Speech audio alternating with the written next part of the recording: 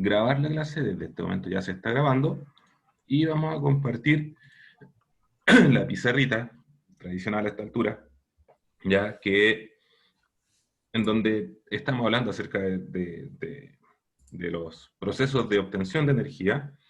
Y por una parte, tenemos que entender que hay procesos de fijación de energía. ¿Ya? Esos procesos de fijación de energía están representados por la fotosíntesis, ¿verdad?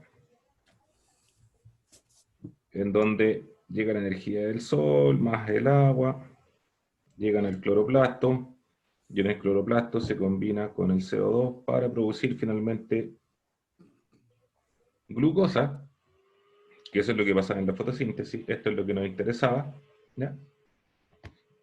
Ahora, también habría que poner aquí, para que quede más clarito, que de aquí se libera el oxígeno, ¿ya? Y después, esta glucosa contiene energía, y esta glucosa es la que va a pasar a los siguientes procesos, que son procesos de obtención de energía. Y aquí teníamos entonces la glucosa, ya que había dos caminos, digamos. Un camino es que esta glucosa entraba, no directamente, hay unos procesos previos, ¿ya?, a una mitocondria. Voy a dejarlo explicitado mejor eso, porque si no después se nos va a crear confusión. Voy a borrar acá esta línea, ¿ya? La glucosa decíamos que tenía dos caminos. Un camino era romperse en piruvato, y aquí sí había dos caminos. Uno era ingresar a la mitocondria, ¿ya?, para finalmente producir ATP, y que en este camino, en varios puntos en realidad, se liberaba CO2, ¿ya?, y finalmente se producía ATP, y se producía también agua, ¿ya? Y había otro camino que el piruvato podía seguir, que era fermentación, ¿ya? Y aquí había dos tipos: láctica y alcohólica. Recordar que la diferencia fundamental en esto era la cantidad que en la respiración, digamos, que pasa por la mitocondria, se producían 32 ATP, y en la fermentación se producían apenas 2 ATP, ¿ya?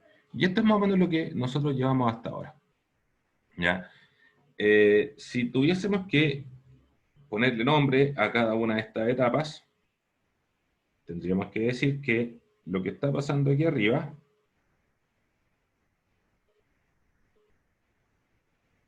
digamos, todo eso corresponde a la respiración celular. ¿Viste? Parte de que el piruvato entre en la mitocondria. Es que ahí es donde hay una discrepancia, ¿ya? Si estamos hablando de la respiración celular aeróbica, sí, parte desde aquí. Si estamos hablando del uso completo de la glucosa, tú tendrías que incluir también la parte de arriba. O sea, tendrías que incluirlo así. Pero lo que pasa es que, como es una vía común... Glicólisis. Exactamente, la glicólisis, que es la primera parte. Como es una vía común, tal vez sería mejor representarlo de esa manera también, como una vía común, ¿ya? Eso puede ser una parte, y la otra puede ser este camino, que también toma la glucosa, y que llegamos para acá. Y en ese caso, eso sería una fermentación. Entonces, si te fijas, la primera parte, en donde la glucosa se rompe en dos, es una vía común para ambos caminos. Ahora, ojo, para los que están mirando, no, esto no significa que cuando se rompe la glucosa, la mitad se va a la respiración celular y la otra mitad se va a la fermentación. Podrían perfectamente irse los 2 piruvatos a respiración celular o los 2 piruvatos hacia la fermentación. No es condicionante. Lo que hace la diferencia son las condiciones. Porque recordemos que lo que determina el camino que va a seguir el piruvato es la presencia de oxígeno. Esa es la clave del asunto. Porque la célula, recordemos, siempre va a estar tratando de entregar energía, siempre. Siempre. Esa es su función biológica, entregar energía para que los procesos biológicos se lleven a cabo. El punto de quiebre está en si hay presencia o no hay presencia de oxígeno. Lo cual también, voy a guardar esta imagen, ya, para pasar al otro lado, ya, ir haciendo, digamos, esto por parte, ya. Vamos a ir pensando que nosotros estamos haciendo en este momento la respiración celular y vamos a ir de a poquitito como entrevistando a la glucosa, para hacernos esa idea, ¿ya? Entonces, vamos a suponer este punto. Voy a dibujar acá. Vamos a dibujar acá, ya, esto sería el citoplasma de una célula. ¿Ya? Este es el citoplasma. Y aquí, vamos a suponer que es una molécula de glucosa. Como hay muchas otras, por supuesto. Ahora, ¿de dónde vienen esas moléculas? Ingresaron de la dieta. Cada vez que nosotros comemos alimentos, la glucosa se distribuye por nuestro sistema circulatorio, llega a nuestras células, y de ahí pasa al interior de la célula. De modo que hay glucosa disponible en la célula. Ahora bien, siempre va a estar ocurriendo lo siguiente. Que esta glucosa se va a estar rompiendo en 2 piruvatos.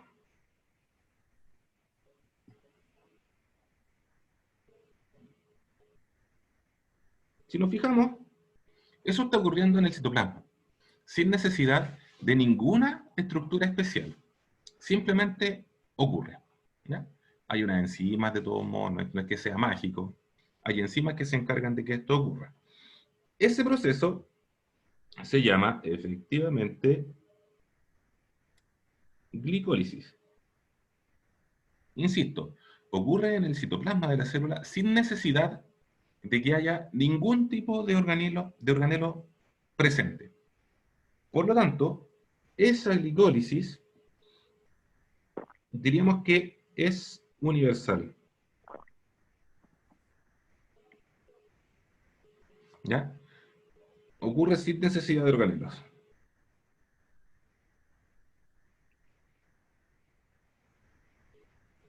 Sin necesidad de organelos. ¿Qué pasa entonces? Ocurre en procarionte, ocurre en eucarionte, ocurre en células animales, ocurre en células vegetales. Ocurre simplemente porque ocurre. Y cada vez que esto ocurre, pasa lo siguiente. Este proceso necesita 2 moléculas de energía, pero produce 4. Por lo tanto, en el proceso conocido como glicólisis, hay una ganancia neta de 2 ATP. Perfecto. Sin embargo, no va a ocurrir si tú primero no le entregas energía. Esto se relaciona con un concepto de energía que, no sé si lo habrán visto en química, se llama energía de activación. No. Si no lo han visto en química, se lo explico en un minuto. Nosotros sabemos que un fósforo nuevo es capaz de entregar energía. Yo sé, por conocimiento corriente, que un fósforo es capaz de entregar luz y calor. Eso yo lo sé. Sin embargo, yo también sé que ese fósforo no se va a encender solo. Para poder encender, yo necesito primero entregarle un poco de energía. ¿Cómo le entrego ese poco de energía? Lo usual es que rozo el fósforo por una lija. Cuando yo rozo el fósforo por la lija, yo le estoy dando energía al fósforo. Pero después el fósforo compensa y devuelve mucha más energía de la que consumió. Bueno, esa energía que yo le tengo que entregar a algo para que libere su energía contenida, se llama energía de activación. Y ahí usted dirá, bueno, hay distintas condiciones para un fósforo. Un fósforo húmedo se demora mucho más en encender, es decir, un fósforo húmedo necesita mucha más energía de activación. Un fósforo, en cambio, hay otros que se llaman cerillos. Los cerillos son esos que se encienden en todos lados. Los pasas por un papel, por una madera y se encienden igual. Los cerillos necesitan menos energía de activación. O sea, los cerillos en ese sentido son más peligrosos, ¿ya? Porque cualquiera, si un niño abre una caja de cerillos, podría encenderlo. Si un niño abre una caja de fósforo, es probable que no, porque su energía de activación es mayor. Ese es el concepto de energía de activación. Es la energía que las reacciones cobran para poder ejecutarse. Y en ese sentido, claro, hay una energía de activación aquí que hace que la glucosa no se rompa sola. Se requiere primero que se aporten esos 2 ATP, pero cuando se aportan esos 2 ATP, yo obtengo una ganancia. Entonces, hasta aquí, lo que llevamos es que la glucosa se rompe entregando energía y generando 2 moléculas de piruvato. Ahora, estas moléculas de piruvato, para poder seguir degradándose, necesitan algo. Para poder seguir degradándose, son sensibles a una molécula que ya hablamos, que es el NAD. El NAD, derivado de la niacina, derivado de una vitamina, ¿ya? Determina qué va a pasar con ese piruvato. Recordemos que aquí arriba, para este paso de aquí arriba, voy a borrar un poquitito ahora, voy a borrar el lado de acá. Para que ocurriera lo de ahí arriba, tuvo que pasar también lo siguiente. Tuvo que llegar nada más y salir nada H. Ahora, ¿qué es lo que pasa? El determinante para que esto ocurra es esa molécula. ¿Ya? El NAD+. Eso es lo que yo necesito para que esto suceda. Si yo no lo tengo, entonces no puede suceder. ¿Cuál es el problema? Que cuando ocurrió la glicólisis, aquí ese NAD ya está ocupado. Ya llegó un hidrógeno.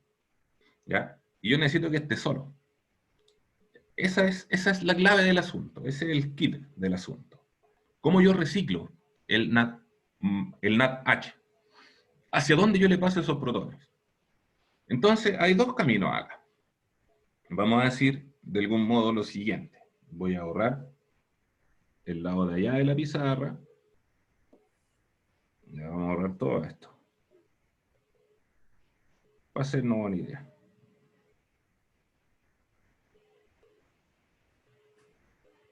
Ya.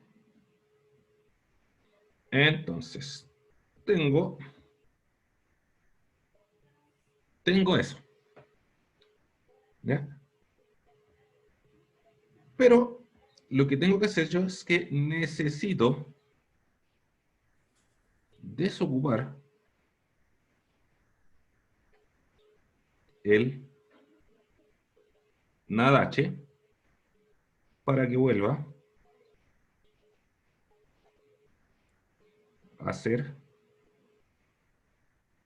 NAD. Y para esto hay 2 caminos.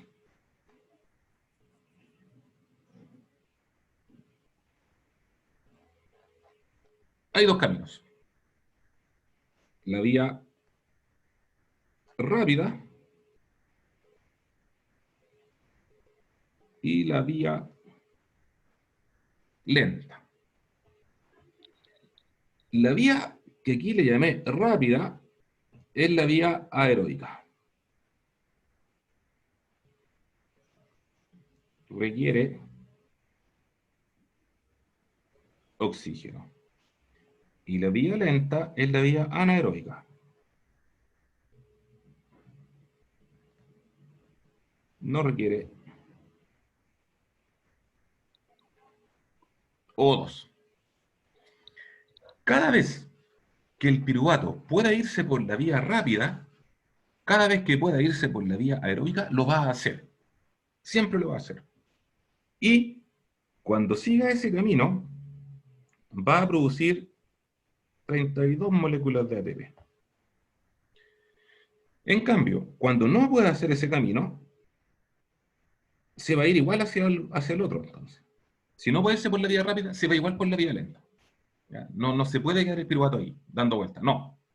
Tiene que tomar un camino. Entonces, si no puede irse por la vía rápida, se va a ir por la vía lenta. ¿Cuál es el punto? Que si nos fijamos, como resultado final de la vía lenta, el resultado final son 2 ATP. Pero esos 2 ATP son los que ya se habían producido antes. El saldo neto. Recuerde que ahí no son 4, son 4 menos los 2 que están arriba.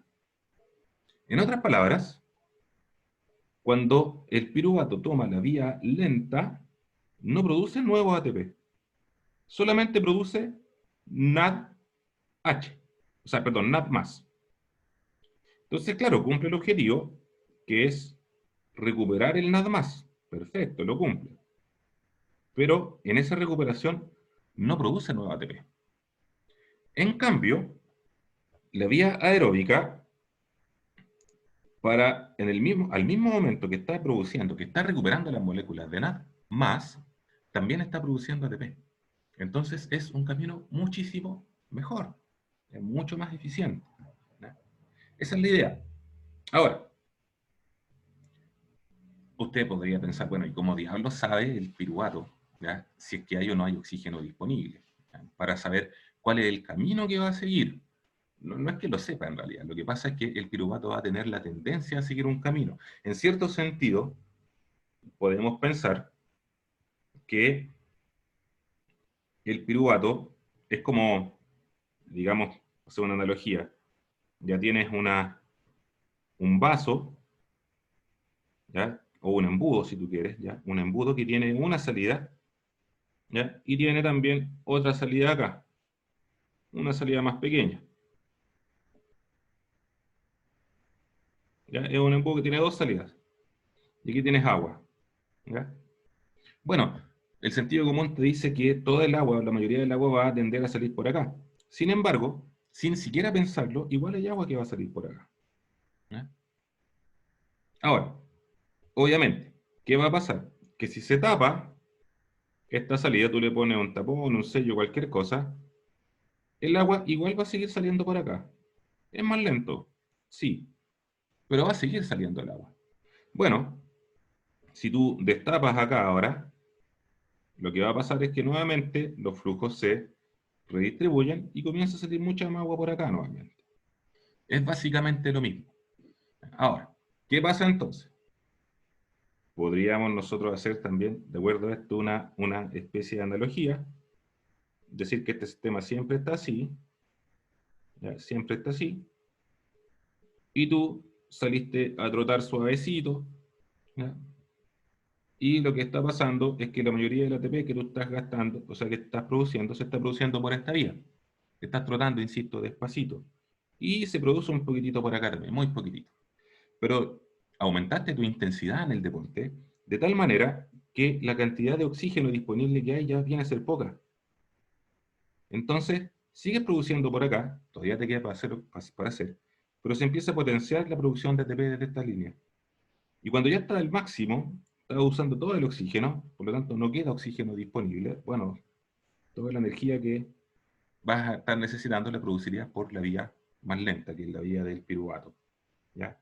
A eso me refiero con que no se detiene el proceso, simplemente siempre se busca optimizarlo, tratar de hacer la mayor cantidad de ATP, ¿ya?, con el menor costo metabólico posible.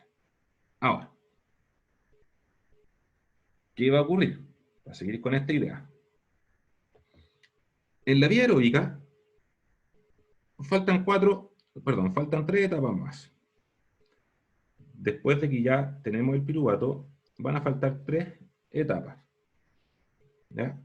Y la vía anaeróbica es solamente una etapa, que sería la fermentación, ¿ya? A saber, en la vía aeróbica, las etapas que faltarían sería la oxidación del piruvato, el ciclo de Krebs y la cadena transportadora de electrones. Esas serían las 3 etapas que faltan. Y en la vía anaeróbica solamente faltaría la fermentación. Vamos a ver esta parte ahora. Entonces, vamos a guardar esta pizarra y vamos a borrar. Entonces, ¿qué tenemos ahora? La primera etapa era la glucólisis. La segunda etapa es la oxidación del piruvato.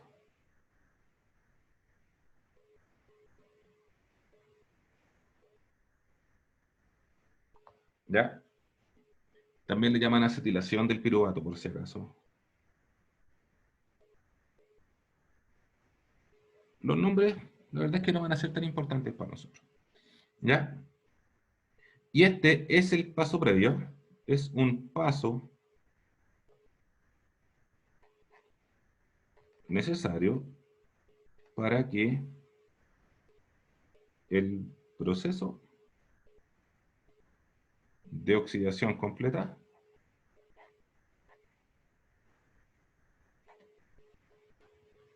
continúe en la mitocondria.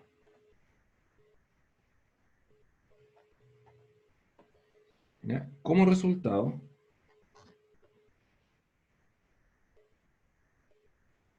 se produce una molécula de acetilcoenzima A. ¿Ya? Por eso se llama acetilación. ¿Ya? Entonces, voy a ir al dibujito donde sale esto. Ya, voy a ir al dibujito donde sale esto.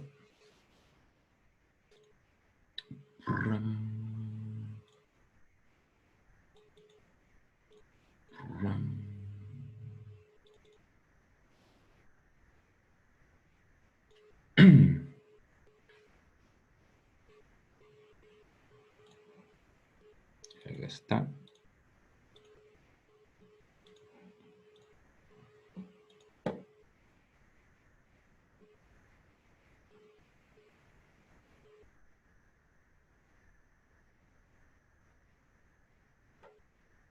Y aquí está la idea.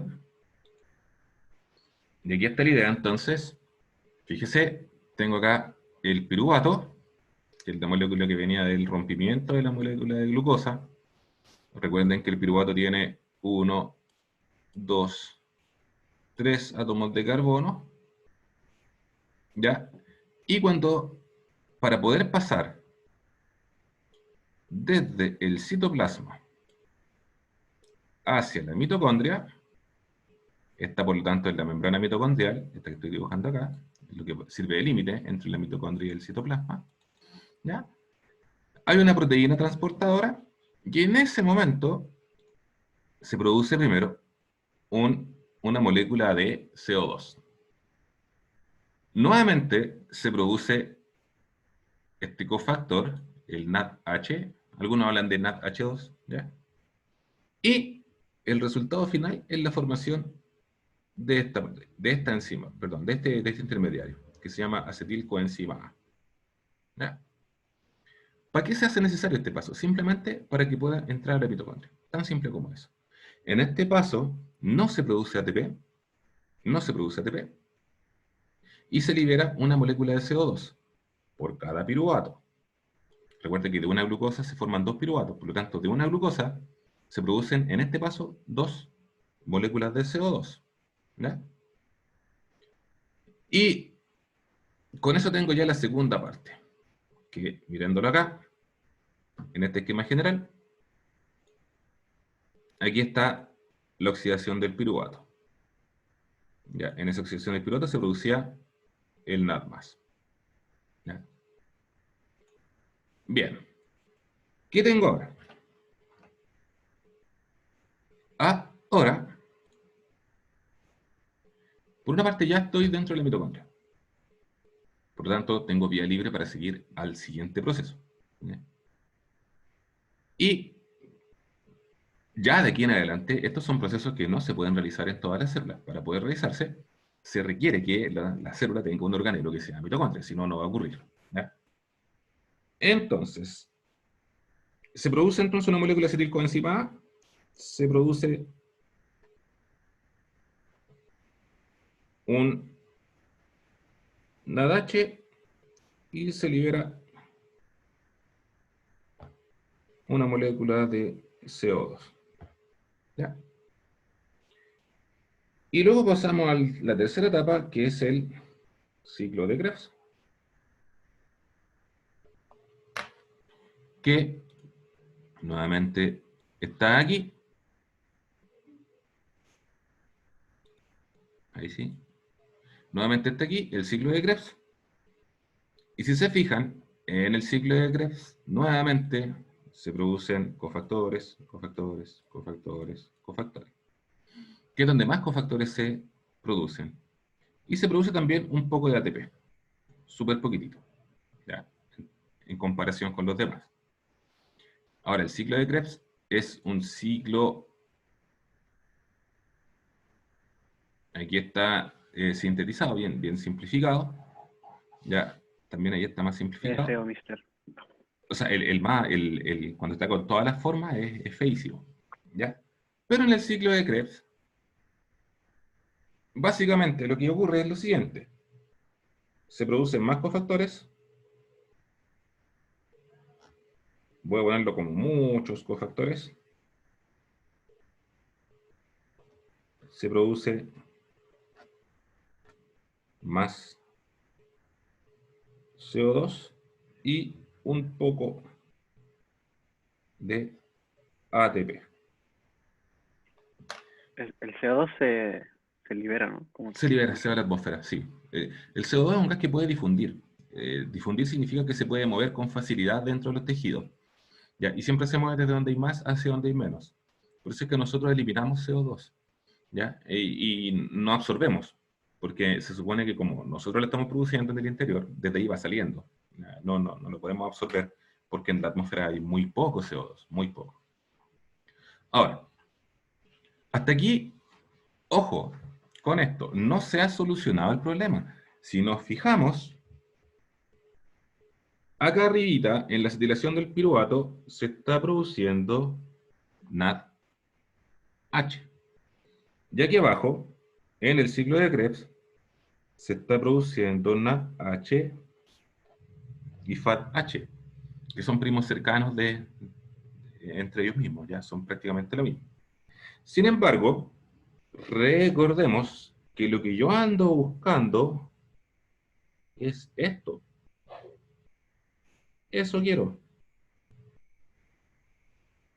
Eso quiero, ¿ya? Y no lo estoy obteniendo en ninguna parte, hasta aquí. En ninguna parte lo estoy obteniendo.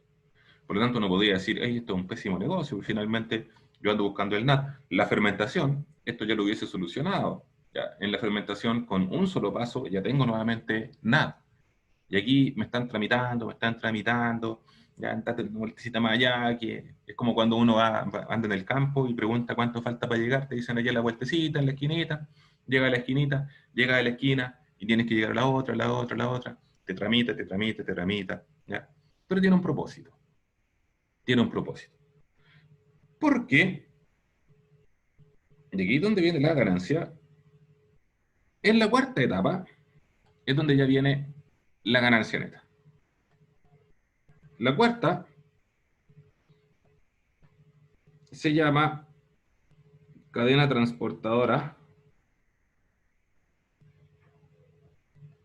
de electrones. También se le llama fosforilación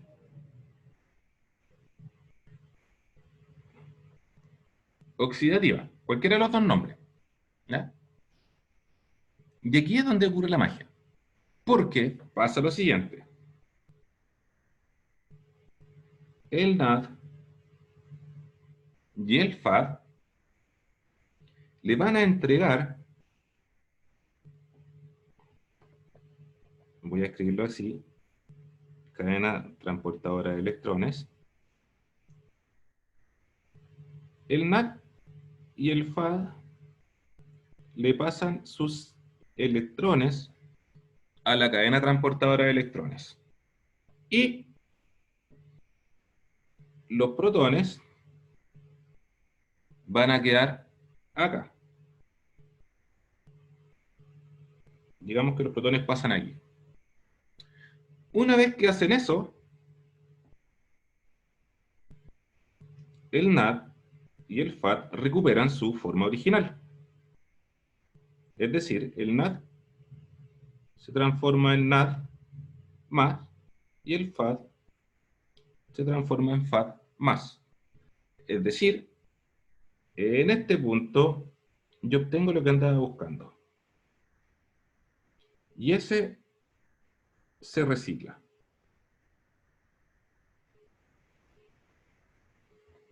El FAT también se recicla. O sea, el FAT se queda en la mitocondria y se va al ciclo de Krebs para seguir buscando electrones. El NAD se va al citoplasma para poder seguir generando glicólisis. Ya obtuve lo que necesitaba. Pero tiene la siguiente ganancia, ¿ya? Que la cadena transportadora de electrones y junto con la fosforilación oxidativa, al mover estos electrones, van a producir una cantidad importantísima de ATP. Pero para producir ese ATP, ¿ah? ¿Era 28? Sí, 28 ATP. Más los que se habían producido antes nos daba el total. Pero además, van a utilizar oxígeno. Por eso nosotros respiramos. Y ese oxígeno, más los hidrógenos,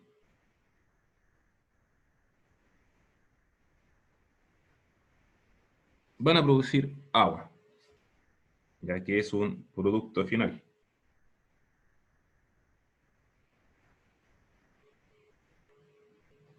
¿Ya? Por lo tanto, y aquí está la ganancia de este asunto, mediante este proceso yo puedo reciclar el NAD, pero por haber dilatado tanto este paso, haberlo llevado tan hasta el final, ¿ya? Imagínate, hice que el piruvato entrara en la mitocondria, que pasara por el ciclo de Krebs, que llevara sus cofactores hasta las crestas de la mitocondria, para que se produjera ATP, hay una ganancia altísima. Por lo tanto, es un sistema muy, muy, muy eficiente. ¿Qué gano? Gano mucho más ATP a partir de la misma molécula de glucosa. ¿Ya? Gano un producto resultante final, digamos, un desecho, entre comillas, desecho metabólico muy fácil de eliminar, el agua y el CO2, ¿ya? O sea, desechos que son extremadamente sencillos de eliminar. Gano el NAD+, que es lo que yo quería reciclar, ¿ya? Y gano muchísimo ATP en este proceso. Entonces, voy a guardar también. Entonces, acá está el asunto. El ciclo de Krebs, que producía, vamos a marcarlo acá, que el ciclo de Krebs producía más CO2, ¿ya? Más CO2 dijimos, que producía varios cofactores. Acá tenemos varios cofactores que se están produciendo. Y decíamos además que se producía un poco de ATP. Ahí está ese poquitito de ATP. Pero lo más importante era esto, que después esto pasaba a la cadena transportadora de electrones, en donde los cofactores entregaban sus electrones y de aquí podían ser reciclados. Esos electrones se utilizaban, bueno, bombeaban protones e hidrógenos, porque también se quedaban estos protones, y finalmente se producía una cantidad importante de ATP que, al combinarlas con el oxígeno que nosotros respiramos, producían agua como desecho metabólico.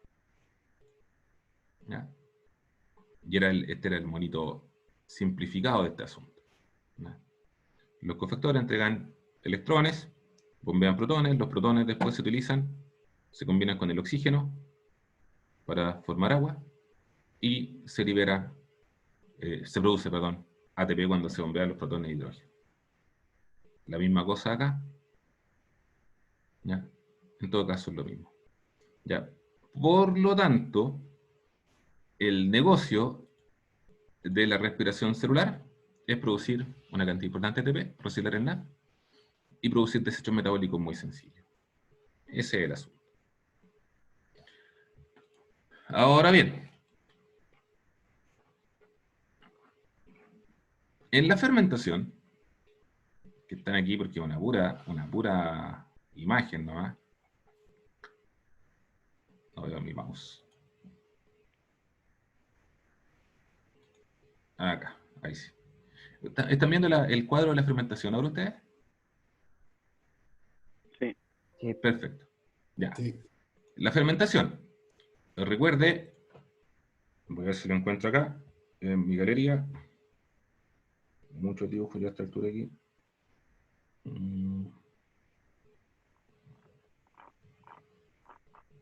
Y lamentablemente no los categoriza. Unos cuantos Acá. dibujos.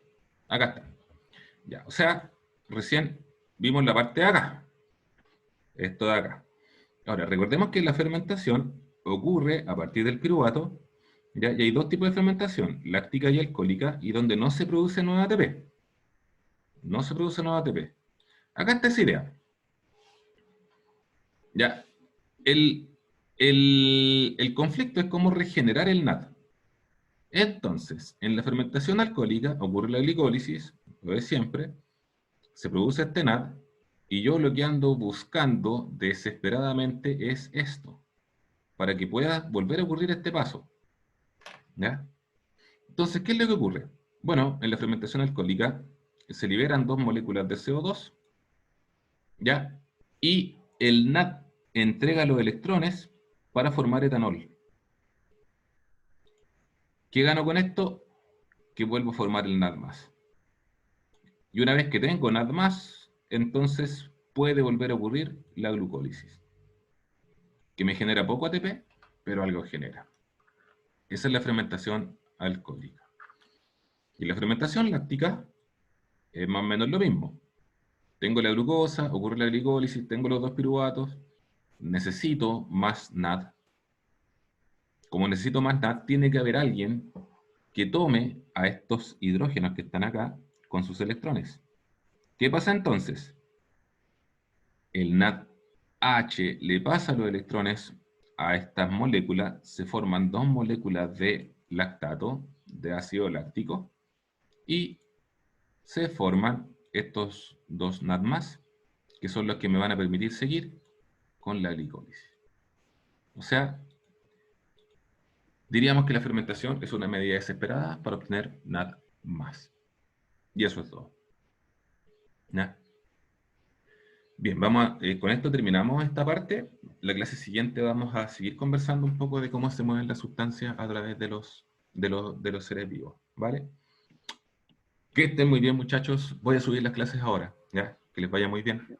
Y nos vemos el próximo martes. Que Chao, descansen. Esther. Chao, muchachos. Chao.